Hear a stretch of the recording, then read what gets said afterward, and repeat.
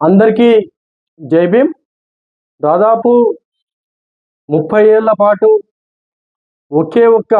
అంశం కోసం ఏదైతే ఎస్సీ ఉపకులాలని అన్ని వర్గాలకి న్యాయం చేసే విధంగా ఎవరి వాటా వాళ్ళకి దక్కాలి, ఏదైనా ఉద్యోగం, అదేవిధంగా విద్య, అన్నిటిలోనూ సమాన హక్కులు ఉండాలి, అందరూ సమానత్వంతో బ్రతకాలని అనేక సంవత్సరాలుగా ఎంఆర్పిఎస్ ఉద్యమ ప్రస్థానాన్ని మనం ఒక్కసారి ఆ యొక్క ప్రస్థానం గురించి మనం మాట్లాడుకోవాల్సి వస్తే, అలుపెరుగని పోరాటం, ఎనుకు తిరగని గుండె ధైర్యంతో, మనో నిబ్బరంతో ఉద్యమ ప్రస్థానం ఇంకా అయిపోయింది, ఎంఆర్పిఎస్ ఉద్యమాలు ఇంకా చేయలేదని ఒకానొక సందర్భంలో పూర్తిగా వాటి గురించి మర్చిపోయిన సందర్భం కూడా ఈ యొక్క రాష్ట్రంలో చూసాం.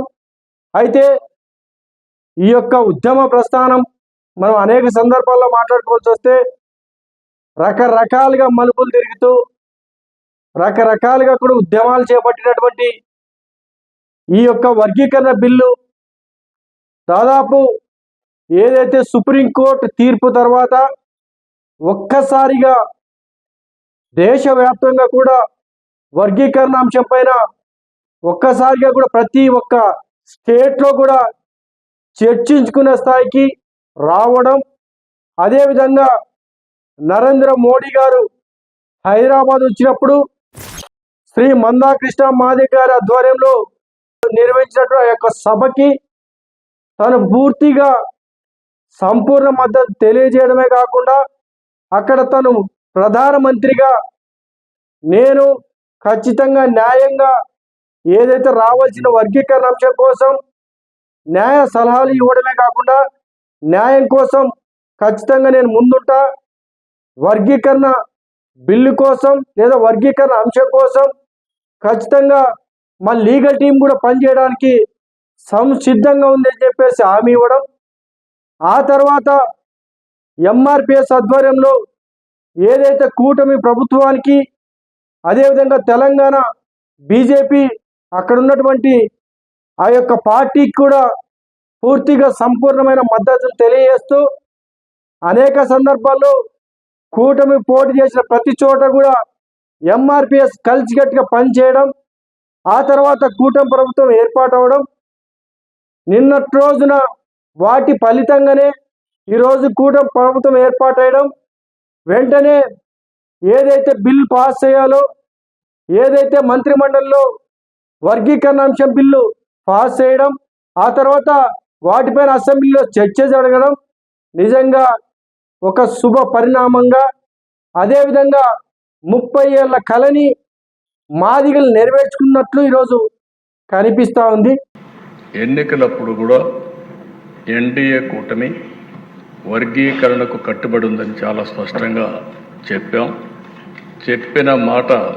ఈరోజు నిలబెట్టుకోవడానికి ఆ బిల్లు, అదే సమయంలో దిశ ఈ యొక్క బిల్లు ఈరోజు అసెంబ్లీలో పాస్ అయితేనే ఇంకా పూర్తిగా ఎండ్ కార్డు పడినట్లేనా, లేకుంటే ఇంకా ఏమైనా అవాంతరాలు ఎదురయ్యే అవకాశం ఉందా అని ఒకసారి మనం పరిశీలిస్తే 100కి 100% ఈ బిల్లు పార్లమెంట్లో పాస్ కావడం అతి త్వరలో కూడా జరిగే అవకాశమే మెండుగా ఉందని కనిపిస్తూ ఉంది. అదేవిధంగా ఈ యొక్క వర్గీకరణ లేదా ఎంఆర్పిఎస్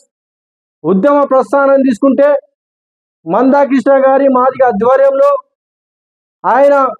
ప్రకాశం డిస్టిక్లో మొదలైనటువంటి ఈ యొక్క వర్గీకరణ అంశం దేశవ్యాప్తంగా తెలుగు రాష్ట్రాల్లో అన్ని రాష్ట్రాలకు కూడా విస్తరించి ఆ యొక్క రాష్ట్రాలు ఆ యొక్క అంశాన్ని బట్టి లేదా వాళ్ళ డిమాండ్స్ని బట్టి ఈ యొక్క వర్గీకరణ కోసం ప్రతి ఒక్కరూ చేయి కలపడం,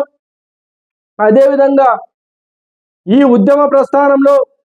మందాకృష్ణ గారు అనేక రకాలుగా అవమానాలు, అనేక ఇబ్బందులు ఎన్ని ఎదురైనా సరే ఈ యొక్క వర్గీకరణ అంశం కోసం చాలా కష్టపడినటువంటి మందాకృష్ణ మాదిక్ గారికి మనస్ఫూర్తిగా ధన్యవాదాలు, శుభాకాంక్షలు తెలియజేస్తూ, అదేవిధంగా నారా చంద్రబాబు నాయుడు గురించి మనం ఈరోజు ప్రత్యేకంగా మాట్లాడుకోవాల్సిన సందర్భం, అంశం. ఎందుకు ఈ మాట చెప్పాల్సి వస్తుందంటే, ఈరోజు సుప్రీంకోర్టు తీర్పు ఇచ్చింది. ఆ తీర్పుకు అనుగుణంగా ఈరోజు అసెంబ్లీలో ఈయన బిల్లు పాస్ చేశాడు అనుకుంటా ఉంటారు చాలామంది. ఎప్పుడో ఈ యొక్క ప్రస్థానం, ఉద్యమ ప్రస్థానం మొదలైన 20 సంవత్సరాల క్రితమే ఆయన మొట్టమొదట రిజర్వేషన్ ఇవ్వడం కేవలం చంద్రబాబు నాయుడు గారికే దక్కింది. అయితే కొన్ని కారణాల వల్ల కోర్టుకి వెళ్ళడం, న్యాయస్థానంలో ఆ బిల్లులు నిలబడకపోవడం, తర్వాత సుప్రీంకోర్టుకు చేరడం, అక్కడ ఆగిపోయిన సందర్భం. ఆయన మొదటి నుంచి కూడా వర్గీకరణ కోసం చంద్రబాబు నాయుడు గారు స్టార్టింగ్ నుంచి కూడా కట్టుబడి ఉండడం, మాదిగలకి, మాలలకి, అన్ని కులాలకు కూడా సమన్వయం చేసే విధంగా తాను పాటుపడుతూ ఉండడాన్ని చూస్తే ఆయన ప్రతి వర్గాన్ని కూడా కాపాడుకోవడానికే ప్రయత్నం చేస్తా ఉన్నట్లు కనిపిస్తూ ఉంది. అందువల్ల మనం ఈరోజు నారా చంద్రబాబు నాయుడు గారు ముఖ్యమంత్రికి మా తరపు నుంచి కూడా ధన్యవాదాలు తెలియజేస్తూ, అదేవిధంగా ఇప్పుడు ఈ చివరి ఘట్టం ఏదైతే ఉందో పార్లమెంట్లో బిల్ పాస్ అయ్యేంత వరకు కూడా పక్కనున్నటువంటి రేవంత్ రెడ్డి గారు, చంద్రబాబు నాయుడు గారు ఇద్దరు కలిసి తెలుగు రాష్ట్రాల నుంచే ఈ యొక్క బిల్లులు పాస్ కావడం నిజంగా చాలా గర్వించదగ్గ విషయం. వీళ్ళిద్దరూ కలిసికట్టుగా పార్లమెంట్లో బిల్ పాస్ అయ్యేంత వరకు కూడా కష్టపడి పనిచేయాలని చెప్పేసి వీరికి విజ్ఞప్తి చేస్తూ, మనం ఒక్కసారి ఎంఆర్పిఎస్ ఉద్యమాన్ని ఒక్కసారి గుర్తు చేసుకుంటే, ఈ ఉద్యమాల కోసం అనేక కుటుంబాలు, త్యాగాలతో కుటుంబాలు, అదేవిధంగా ఆ కుటుంబాలు, కొన్ని కుటుంబాలు అయితే ప్రాణాలు పోగొట్టుకొని రోడ్లను పడిన సందర్భం కూడా ఈ వర్గీకరణ అంశం కోసం పాటుపడినటువంటి కుటుంబాలు అనేకం ఉన్నాయి. ఎవరైతే ఈ యొక్క ఉద్యమాని కోసం, వర్గీకరణ అంశం కోసం ప్రాణాలు పోగొట్టుకున్నటువంటి కుటుంబాలకి నా యొక్క ప్రగాఢ సానుభూతిని తెలియజేస్తూ, వారికి ఈ వర్గీకరణ బిల్లు అంశం పూర్తి అయిన వెంటనే ఎవరైతే ఈ వర్గీకరణ కోసం కష్టపడినటువంటి కార్యకర్తలు కానీ, కొట్లాడినటువంటి కార్యకర్తలు కానీ, కేసులు పెట్టించుకున్నటువంటి కార్యకర్తలు కానీ, వీరందరినీ తప్పనిసరిగా ఆ యొక్క రాష్ట్రాలు, ఆ యొక్క కుటుంబాలను ఆదుకోవాల్సిన బాధ్యత ఈ యొక్క ప్రభుత్వాలపైన ఆధారపడిందని చెప్పి వీరికి తెలియజేస్తా ఉన్నాం. ఎందుకంటే వర్గీకరణ అనేది ఒక కుటుంబానికి కాదు, దాదాపు ఏవైతే 49 ఉపకులాలు ఉన్నాయో ప్రతి కులానికి కూడా ఈ యొక్క వర్గీకరణ అంశం ఈరోజు ఉపయోగపడే విధంగా ఉందంటే, అనేక మంది ప్రాణాలు పోగొట్టుకున్న ఎవరైతే మాదిగా కులస్తులు కానీ, లేకపోతే ఇతర కులస్తులు కానీ, వీరందరికి కూడా ఎంతో కృషి, పట్టుదల, త్యాగంతో కూడుకున్నటువంటి అంశం. కాబట్టి వీటికి మనము మరో కోణం తీసుకుంటే, ఈరోజు మడకసిరి ఎమ్మెల్యేగా ఉన్నటువంటి ఎంఎస్ రాజు గారు ఏపీ ఎంఆర్పిఎస్ ద్వారాగా అనేక పోరాటాలు చేసిన సంగతి.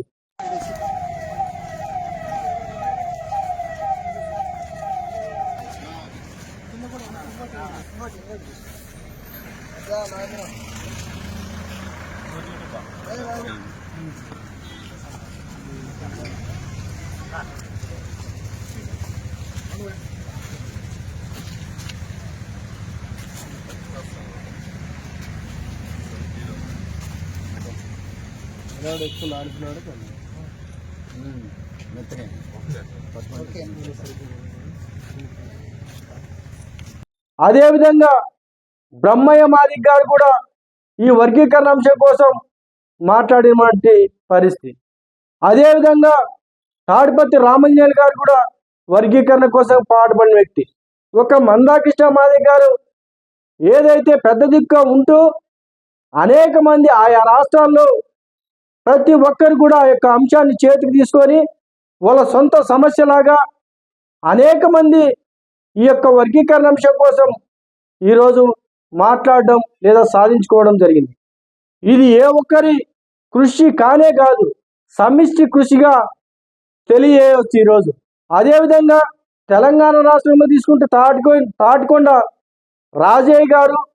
ఈరోజు శాసనసభలో ఎమ్మెల్యేగా ఉన్నటువంటి అనేక మంది మాదిగ సోదరులు ఈరోజు ఈ యొక్క వర్గీకరణ కోసం మాట్లాడినటువంటి వ్యక్తులే. అయితే మనం ప్రత్యేకంగా ఒకరు చంద్రబాబు నాయుడు గురించి మాట్లాడితే, రెండోది మందాకృష్ణ మాదిగ గారి గురించి తప్పనిసరిగా మాట్లాడుకోవాలి. ఆయన దాదాపు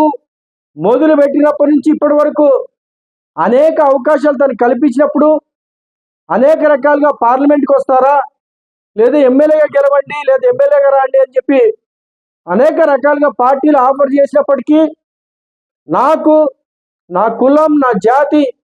ఇవే నాకు ముఖ్యం, నాకు వర్గీకరణ నాకు చాలా అవసరం, వర్గీకరణ సాధించేంత వరకు కూడా నేను వెనుక తిరిగే పరిస్థితి లేదు, నాకు పదవులు అవసరం లేదని చెప్పేసి తాను ఒక్కడే నిలబడి చివరి వరకు ఈరోజు వర్గీకరణ ఫలాలు అందే వరకు ప్రయత్నం చేసినటువంటి శ్రీ మందాకృష్ణ మాదిగ గారికి మనస్ఫూర్తిగా చేతులు జోడించుకోవడానికి నా యొక్క నమస్కారాలు, ధన్యవాదాలు తెలియజేస్తా ఉన్నాం. ఈ రోజుల్లో 1 సంవత్సరం 2 ఏళ్ళు ఉద్యమాలు చేసి వారు ఎప్పుడైతే వాళ్ళకి కొంచెం ఎంతో కొంత జనాల్లో పబ్లిసిటీ తీసుకొని జనాల బలం కొంచెం ఉంటే వెంటనే ఆ తర్వాత పార్టీలకు చేరడం, ఆ తర్వాత పదవులు తీసుకోవడం మనం ఈ అనేక సందర్భాల్లో చూసాం. అయితే కృష్ణన్న గారు దగ్గర 30 సంవత్సరాల కాలంగా ఒకే ఒక డిమాండ్ కోసం ఈరోజు పాటుపడడం అంటే ఆషామాషి విషయం కాదు. అదేవిధంగా కృష్ణన్న గారు కేవలం వర్గీకరణ ఒకటే కాకుండా వికలాంగులకి ఈరోజు చేయూతనివ్వడం, వికలాంగుల కోసం ఈరోజు పింఛన్ ఇస్తున్నారంటే కేవలం ఈరోజు మందాకృష్ణ మాదిగన్న గారి ఉద్యమ ఫలితమని ఖచ్చితంగా చెప్పవచ్చు. అదేవిధంగా గుండె జబ్బుల విషయం కానీ ఆరోగ్యశ్రీ మాజీ లేదా దివంగత ముఖ్యమంత్రి రాజశేఖర రెడ్డి గారు అప్పట్లో ప్రవేశపెట్టారంటే అది మొట్టమొదటి ఆలోచన కూడా మందాకృష్ణ మాదిగ. ఈ విధంగా రాష్ట్రంలో ఉన్నటువంటి వర్గీకరణ అంశం ఒక్కటే కాకుండా రకరకాలుగా కూడా ఎప్పటికప్పుడు ఆ ఉద్యమం అవసరమో, ఎవరికి ఏం అవసరం ఉందో వాటి కోసం పాటుపడినటువంటి గొప్ప వ్యక్తి మందాకృష్ణ మాదిగ గారు అని చెప్పి ఇదే సందర్భంగా ప్రతి ఒక్కరు కూడా తెలియజేయవచ్చు. ఈరోజు నిజంగా సెల్యూట్ కూడా చేయొచ్చు తనకి. ఎందుకంటే కొన్ని సందర్భాల్లో జింకానా గ్రౌండ్ స్టేడియంలో ఒక ఉద్యమం మొదలైనప్పుడు అక్కడ ఒక సభ నడుస్తూ ఉన్నప్పుడు అనుకోకుండా ఒక పెద్ద వర్షం వస్తే ఆ వర్షం సైతం కూడా ప్రతి ఒక్క కార్యకర్త పక్కకు కూడా కదలకుండా గొడుగులు పెట్టుకొని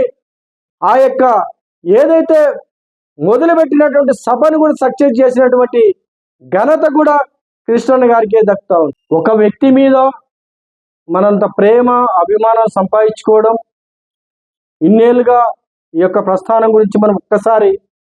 ఏంటి అని చూస్తే ఆ తర్వాత దాదాపు ఇంత ఇబ్బందుల్లో కూడా ఇన్ని రకాలుగా కూడా అదేవిధంగా దశాబ్దాల కాలంగా ఒక అంశాన్ని సాగదీసుకుంటూ అదేవిధంగా ఒకే అంశం పైన ముందుకు నడవడం ఏమాత్రం ఆషామాషి విషయం కాదు. కాబట్టి మరొక్కసారి కృష్ణన్న గారికి మనస్ఫూర్తిగా ధన్యవాదాలు తెలియజేస్తూ, ఏదైతే అసెంబ్లీలో ప్రవేశపెట్టి మంత్రిమండలి ఆమోదం తెలిపినటువంటి అసెంబ్లీలో వర్గీకరణ బిల్లుని పాస్ చేసినటువంటి శ్రీ గౌరవ రాష్ట్ర ముఖ్యమంత్రి వర్యులు నారా చంద్రబాబు నాయుడు గారికి, అదేవిధంగా డిప్యూటీ సీఎం కొనిదెల పవన్ కళ్యాణ్ గారికి, ఐటీ శాఖ మంత్రి నారా లోకేష్ గారికి, మంత్రిమండలి సభ్యులందరికీ కూడా మరొక్కసారి ఎస్సీ జనసంఘం తరఫున ధన్యవాదాలు తెలియజేస్తాను. Thank you very much.